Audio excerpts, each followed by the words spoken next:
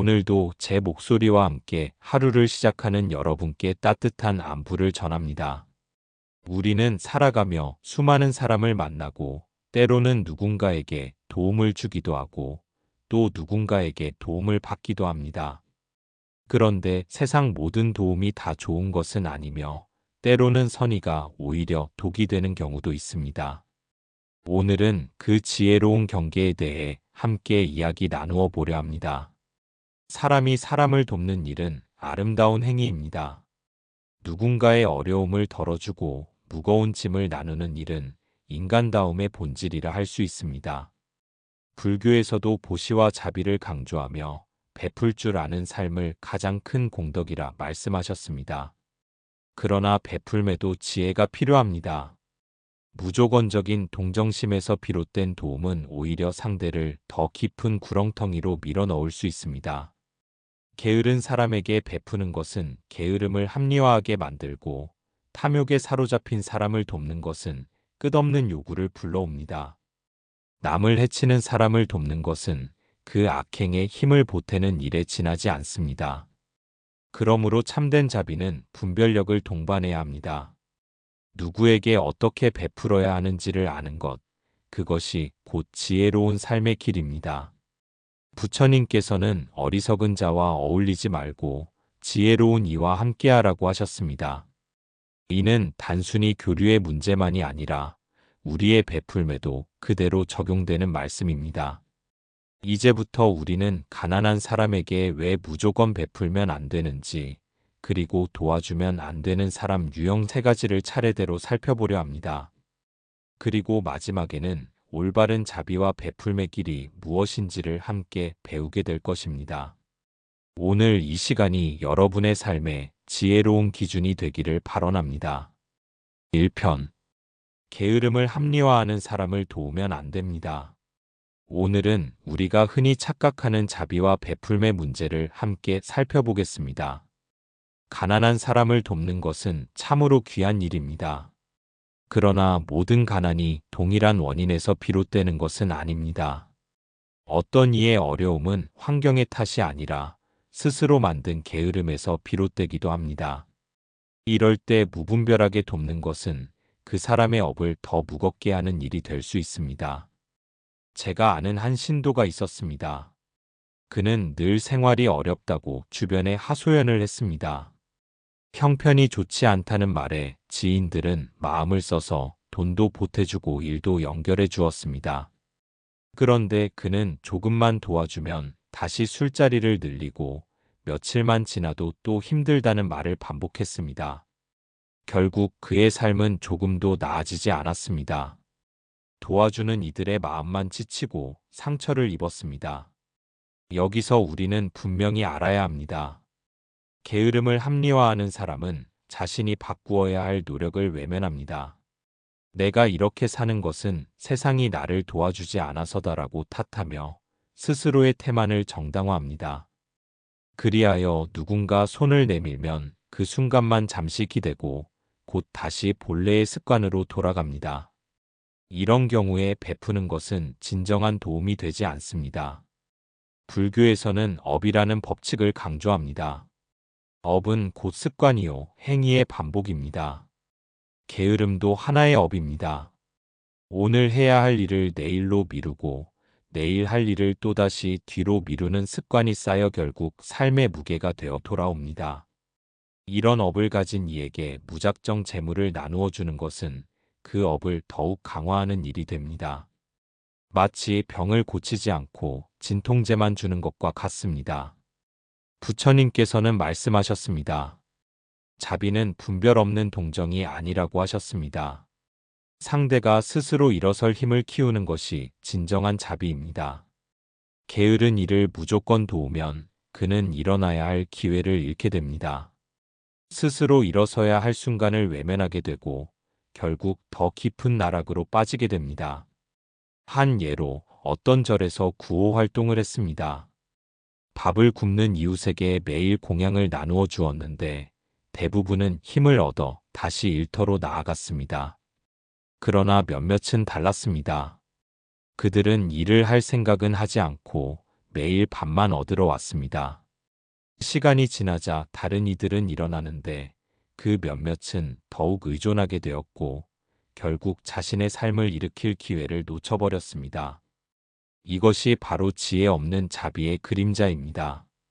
도움은 상대가 다시 일어날 발판이 되어야 합니다. 내가 도와주었음에도 불구하고 그 사람이 더 게으르게 된다면 그것은 결코 자비가 아닙니다. 오히려 그 사람의 업을 무겁게 하여 다음 생까지 그 고리를 이어가게 만듭니다. 그러므로 우리는 분별해야 합니다. 가난을 이유로 모든 사람을 똑같이 도와서는 안 됩니다. 노력하는 사람, 다시 일어서려는 사람에게는 기꺼이 손을 내밀어야 합니다. 그러나 게으름을 합리화하고 남의 도움만 기다리는 이에게는 오히려 단호함이 필요합니다. 참된 자비는 상대를 일으키는 힘입니다. 스스로 두 발로 걸을 수 있게 이끌어주는 힘입니다. 그러니 우리가 베풀고자 할 때 먼저 마음의 눈으로 분별해야 합니다.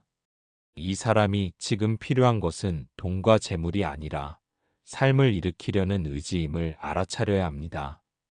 게으름을 합리화하는 사람을 돕는 것은 자비가 아닙니다. 그것은 오히려 그를 더 깊은 게으름 속에 머물게 하는 일입니다. 우리가 기억해야 할 것은 자비에는 반드시 지혜가 함께 가야 한다는 사실입니다. 지혜 없는 자비는 동정일 뿐이고 동정은 오히려 상대를 해치는 독이 될 수 있습니다. 그러므로 여러분, 오늘의 가르침을 마음에 새기시길 바랍니다. 게으름을 합리화하는 이에게는 무작정 손을 내미는 대신 스스로 일어서야 한다는 진리를 전해야 합니다. 그럴 때 비로소 우리의 베풀문 참된 공덕이 되고 상대 또한 업을 끊고 새 길을 갈 수 있게 됩니다. 2편. 탐욕으로 끝없이 요구하는 사람을 도우면 안 됩니다. 오늘은 우리가 흔히 겪는 또 다른 사람의 유형을 이야기하겠습니다. 바로 한 번 도움을 받으면 멈추지 않고 끝없이 손을 내미는 사람입니다.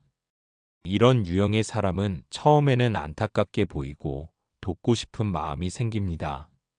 그러나 곧 그것이 감사와 겸손으로 이어지지 않고 오히려 더 큰 탐욕으로 변하는 모습을 목격하게 됩니다. 어느 노부부의 이야기를 전해드리겠습니다. 이 노부부는 평생 검소하게 살면서도 어려운 사람을 보면 그냥 지나치지 않았습니다. 한 동네에 늘 생활고에 시달리던 한 가정이 있었는데 이 부부는 그 가족에게와 반찬을 자주 나누어 주었습니다. 처음에는 눈물 흘리며 감사하던 그 가족이 시간이 흐르자 쌀이 이 정도로는 부족하다. 이번에는 반찬 말고 현금으로 주면 좋겠다라는 식으로 요구하기 시작했습니다. 심지어 그들이 조금이라도 기대에 미치지 못하면 불평을 늘어놓기까지 했습니다. 노부부는 당혹스러웠지만 계속 거절하지 못하고 베풀었습니다. 결국 그 가정은 스스로 설 힘을 기르지 못하고 더욱 의존적으로 변해 삶은 더 무너져 내렸습니다. 이것이 바로 탐욕이 만들어내는 무서운 굴레입니다. 베풀물 받는 사람이 감사할 줄 모르고 당연한 권리처럼 여기는 순간 그 도움은 더 이상 복이 되지 않고 독이 됩니다.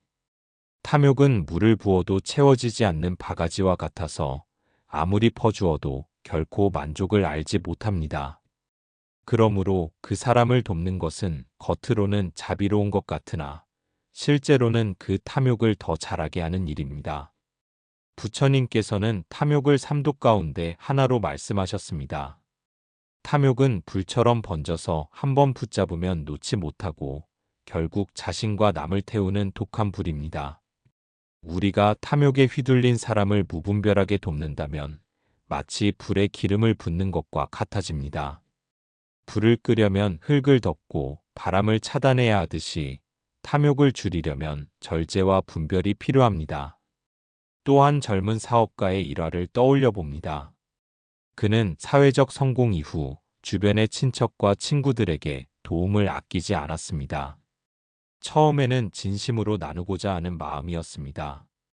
그러나 점점 더 많은 이들이 찾아와 빌려달라 하고 선물해달라 하고 사업에 투자해달라고 요구하기 시작했습니다. 처음에는 미안하다며 고개를 숙이던 그들이 시간이 흐르자 너 같은 형편이면 당연히 도와야 하지 않느냐라고 말하며 오히려 그가 거절하면 원망과 비난을 퍼부었습니다. 결국 그는 주변에 둘러싸여 지쳐버렸고 마음의 평화를 잃어버렸습니다. 이 사례에서 우리는 분명히 알 수 있습니다. 무분별한 도움은 상대를 성장시키지 않고 오히려 탐욕을 키우는 도구가 됩니다. 감사함이 사라진 자리에는 요구와 권리의식만 남습니다. 불교에서는 이를 업을 더 짓는 일이라 말합니다. 베푸는 사람이 지치고 상처받는 것도 문제지만 도움을 받는 이가 탐욕에 더 깊이 빠져드는 것이 더 큰 불행입니다. 그러므로 우리는 탐욕에 끌려 끝없이 요구하는 사람을 마주할 때 지혜롭게 멈출 줄 알아야 합니다. 진정한 자비는 그 사람의 영혼을 맑히는 길을 열어주는 것이지 탐욕의 늪에 더 빠뜨리는 일이 아닙니다. 돕는 것이 꼭 주는 행위만은 아닙니다. 때로는 단호히 거절하는 것이야말로 상대를 돕는 길이 됩니다. 탐욕을 부추기지 않고 스스로 설 힘을 찾도록 방향을 바꿔주는 것입니다. 우리가 세상을 살다 보면 손을 내미는 사람을 외면하는 것이 잔인해 보일 수 있습니다. 그러나 더 깊이 보면 그것이 오히려 자비의 다른 얼굴임을 알게 됩니다. 불교에서 말하는 지혜로운 자비란 바로 이런 분별력을 동반한 자비입니다.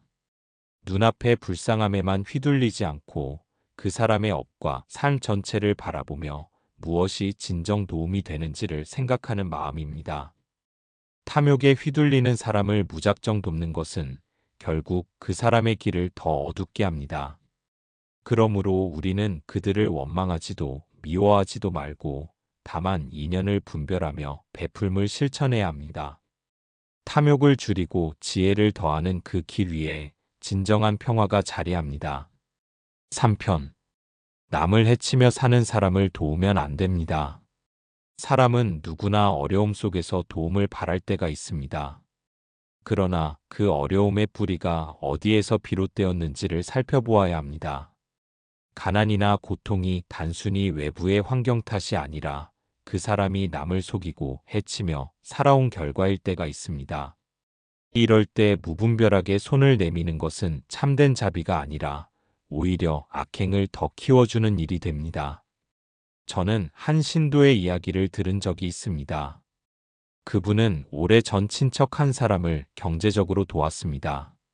표면적으로는 사업 실패로 어려움을 겪는 듯 보였고 불쌍해 보였기에 큰 돈을 빌려주었습니다. 그러나 시간이 지나면서 알게 된 것은 그 친척이 어려움에 빠진 이유가 단순한 사업 실패가 아니라 사기를 치고 도박을 일삼으며 남의 돈을 가로채는 삶을 살아왔기 때문이었습니다. 결국 그 신도는 돈을 되돌려 받지 못했을 뿐 아니라 도와준 그 돈마저 그 친척의 악행을 키우는 불씨가 되었습니다. 그 친척은 오히려 더 큰 사기극을 벌이는데 그 돈을 사용했습니다. 이것이 바로 분별 없는 도움의 결과입니다. 선한 마음으로 도와주었지만 그 선의가 선이 되지 못하고 오히려 남을 더 고통스럽게 하는 칼날이 되어버린 것입니다. 부처님께서는 자비에도 반드시 지혜가 동반되어야 한다고 말씀하셨습니다. 단순히 불쌍해 보인다고 해서 무조건 손을 내미는 것은 어리석음이라고 하셨습니다. 법구경에는 악인에게 베푸는 것은 독을 키우는 것과 같다라는 뜻의 말씀이 있습니다. 뱀에게 우유를 주면 그 뱀은 더 독을 키우게 되듯이 남을 속이고 해치며 사는 사람에게 무분별하게 베푸는 것은 그 악행을 더 크게 만드는 결과를 낳습니다. 저는 한 번은 절에 찾아온 젊은 청년을 만난 적이 있습니다. 겉으로는 어려운 사정을 이야기하며 눈물을 흘렸습니다. 그러나 대화를 나누다 보니 그는 일할 능력이 충분히 있음에도 불구하고 도둑질을 하고 남의 물건을 속여 파는 일을 반복하고 있었습니다. 그는 스님 한 번만 도와주십시오라며 애원했지만 제가 단호히 거절하자 오히려 화를 내며 돌아갔습니다. 잠시 마음이 불편했지만 그것이 진정 그를 돕는 길이었습니다. 만약 제가 그에게 돈을 주었다면 그는 다시 남을 속이고 해치는 삶으로 되돌아갔을 것이고 결국 더 큰 업을 쌓았을 것입니다. 도움은 상대가 바른 길로 설 수 있는 힘을 가질 때 의미가 있습니다. 그러나 남을 해치며 살아가는 사람에게 베푸는 것은 마치 독초에 물을 주는 것과 같습니다. 겉으로는 자라나지만 그 열매는 결국 독이 되어 수많은 사람을 고통스럽게 합니다. 부처님께서는 참된 자비는 지혜와 함께 가야 한다고 강조하셨습니다. 자비는 무조건적인 연민이 아니라 상대가 바른 길을 걸을 수 있도록 이끄는 힘이어야 합니다. 그렇지 않으면 그 자비는 오히려 상대를 더 깊은 어둠 속으로 몰아넣게 됩니다. 사람을 돕는 데에는 분별이 필요합니다. 그 사람이 비록 어려움 속에 있다 해도 그 삶의 방식이 남을 해치는 방향으로 나아간다면 우리는 단호히 거리를 두어야 합니다. 그것이 차갑게 보일지라도 진정한 자비는 잘못된 삶을 뒷받침하지 않는 데에 있습니다. 도와야 할 사람과 도우면 안 되는 사람을 분별하는 지혜, 이것이 우리 모두에게 필요한 태도입니다. 악행을 일삼는 사람을 거절하는 것은 결코 무정함이 아닙니다. 오히려 그들이 업을 더 크게 짓지 않도록 막아주는 또 하나의 방편이 됩니다. 우리가 마음을 열고 베풀 때 그것이 선으로 이어지는지 악으로 이어지는지를 살피는 것이 곧 지혜로운 자비의 출발입니다. 무분별한 베풀문 상대의 업을 키우고 결국 나에게도 고통을 가져옵니다. 그러나 지혜로운 자비는 선의 씨앗을 키우고 나와 상대 모두에게 평화의 열매를 맺게 합니다. 그러므로 여러분, 남을 해치며 사는 사람에게 무조건 손을 내미는 것은 자비가 아니라 어리석음임을 꼭 기억하시기 바랍니다. 참된 자비는 때로는 단호함 속에서 빛나며 지혜와 함께할 때 비로소 진실한 공덕으로 이어집니다.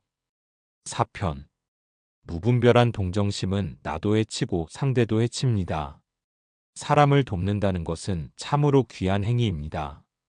남을 위해 나의 것을 내어놓는 마음은 곧 불보살의 자비심과 이어지기 때문입니다. 그러나 자비에는 반드시 분별이 함께해야 합니다. 분별 없는 동정심은 선한 것처럼 보이지만 실제로는 나를 해치고 상대도 해치는 결과를 낳습니다. 이 점을 깊이 새기셔야 합니다. 한 여성의 이야기를 들려드리겠습니다. 그녀는 늘 주변 사람들을 불쌍히 여기는 마음이 앞섰습니다. 아는 사람이 어려움을 겪는다고 하면 자신의 생활이 힘들어도 돈을 빌려주었고 시간이 부족해도 몸을 바쳐 도와주었습니다. 그런데 정작 도움을 받은 사람들은 고마워하기는커녕 점점 그녀를 당연한 존재로 여기기 시작했습니다. 돈을 빌린 사람은 갚을 생각조차 하지 않았고 부탁을 받은 이들은 저 사람은 원래 도와주는 사람이라며 계속해서 요구를 이어갔습니다. 결국 그녀는 자신의 삶조차 돌보지 못하고 병이 생겼으며 마음은 깊은 상처를 입게 되었습니다. 부처님께서는 자비에도 지혜가 필요하다고 말씀하셨습니다. 아무리 좋은 약이라 해도 환자에게 맞지 않는다면 독이 되듯이 아무리 선한 마음이라 해도 그것이 상황에 맞지 않으면 서로에게 상처가 됩니다. 우리가 누군가를 도울 때 그것이 상대를 일으켜 세우는 방향인지 아니면 오히려 더 의존하게 만드는 방향인지를 살펴야 합니다. 무조건적인 동정심은 상대의 자립심을 앗아가고 스스로 설 수 있는 힘을 빼앗아 버립니다.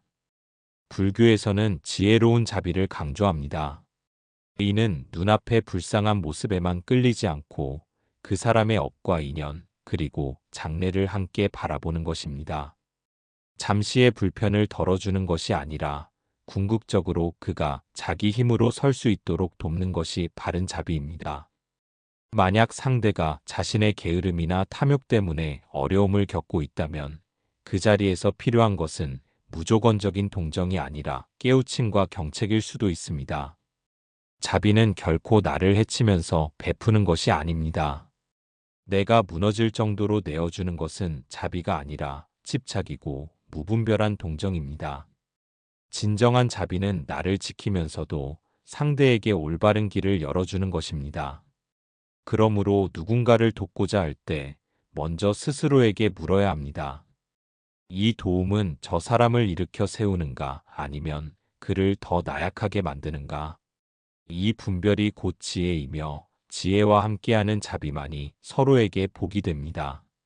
오늘의 말씀을 마음에 새기시길 바랍니다. 무분별한 동정심은 나를 해치고 상대를 해칩니다. 그러나 지혜로운 자비는 나를 살리고 상대도 살립니다. 이 분별을 잘 새겨서 여러분의 베풀미 진정한 자비가 되기를 기원합니다. 5편 가려서 베푸는 것이 참된 지혜입니다.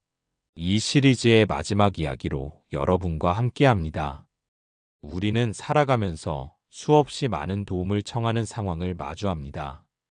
누군가가 다가와 손을 내밀 때 마음은 이미 흔들리고 불쌍히 여기는 정이 앞서기 마련입니다. 그러나 부처님께서는 분명히 말씀하셨습니다. 자비는 지혜와 함께할 때만이 빛난다. 그렇습니다. 가려서 베푸는 것이 곧 참된 지혜입니다. 제가 예전에 한 불자님을 만난 적이 있습니다. 그는 사람들에게 늘 인정이 많아 누군가 부탁하면 거절하지 못하는 성격이었습니다. 어려운 이웃이 찾아와 이번 한 번만 도와달라 하면 가진 돈을 내어주었고, 친척이 사업에 실패했다고 하면 빚까지 져서 도왔습니다. 처음엔 칭찬도 듣고 감사 인사도 받았지만 세월이 지나자 주변 사람들은 점점 그를 이용하기 시작했습니다. 결국 그는 빚에 허덕이며 자기 삶을 제대로 지키지 못했습니다. 한참 후에야 그분은 깨달았습니다. 내가 한 베풀미 그들을 살린 게 아니라 오히려 의존하게 만들었구나. 부처님 법에는 무주상보시라는 가르침이 있습니다. 무엇에 집착하지 않고 분별과 지혜를 가지고 베푸는 것을 말합니다. 내가 베푼다는 집착도 없고 상대가 불쌍하다는 분별에 끌려가지 않으며 오직 상대가 일어나 자립할 수 있도록 돕는 것이 참된 보시입니다. 그러므로 우리는 베풀 때 반드시 물어야 합니다. 이 베풀문 상대를 바르게 일으키는가 아니면 더 나약하게 만드는가? 세상에는 도와주어야 할 이가 분명히 있습니다. 하루하루 끼니조차 잊지 못하는 사람, 아무런 기반도 없이 고통 속에 있는 사람, 혹은 병으로 몸조차 가누지 못하는 이들에게는 따뜻한 손길이 꼭 필요합니다. 그러나 스스로의 게으름과 탐욕으로 인한 고통을 해결하지 않은 채 남을 의지하려는 사람, 한 번 받은 도움을 계기로 계속해서 빌붙는 사람, 남의 선의를 이용해 자신의 욕망을 채우는 사람은 우리가 도와서는 안 됩니다. 왜냐하면 그것은 그들의 업을 더 두텁게 하고 나와 그 모두를 해치기 때문입니다. 지혜로운 베풀문 단순히 물질을 나누는 것이 아닙니다. 때로는 단호하게 거절하는 것도 자비입니다. 상대가 자기 업을 직면하도록 해주는 것, 그것이 바로 장기적으로는 그 사람을 위한 길이 될 수 있습니다. 부모가 자식을 사랑한다고 해서 무조건 원하는 것을 들어주는 것이 올바른 양육이 아니듯 베풀 또한 마찬가지입니다. 지혜로 가려서 행할 때 비로소 참된 공덕이 쌓입니다. 여러분, 지금 이 순간에도 세상은 서로의 도움으로 이어지고 있습니다. 우리가 가진 것을 나누는 것은 참으로 복된 일입니다. 그러나 맹목적으로 베푸는 것이 아니라 분별과 지혜를 바탕으로 베풀어야 합니다. 그것이 곧 나를 지키고 상대를 바르게 세우며 세상 전체를 이롭게 하는 길입니다. 오늘까지 이어진 이 법문 시리즈를 통해 여러분의 마음속에 베풀매의 진정한 의미가 깊이 새겨지기를 바랍니다. 무조건적인 동정심은 나와 상대를 해치지만 지혜로운 자비는 모두를 살립니다. 그러므로 가려서 베푸십시오. 그것이 곧 참된 지혜이며 부처님께서 보여주신 자비의 길입니다. 여러분의 삶이 늘 지혜로운 분별 위에서 따뜻하게 흘러가기를 기원합니다. 감사합니다.